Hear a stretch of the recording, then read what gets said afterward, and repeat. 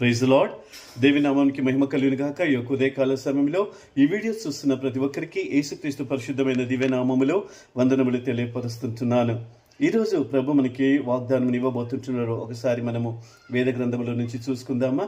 యెషయా రాసిన ప్రవచన గ్రంథము 44వ అధ్యాయము 24వ వాక్యములో ప్రభు ఈ విధంగా సెలవిస్తుంటున్నాడు.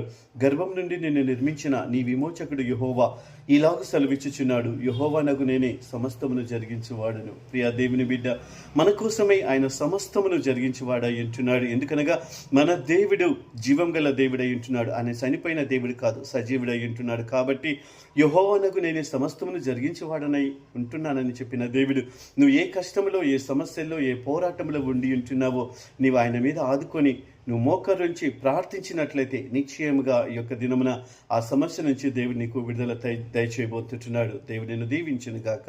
Praise the lord.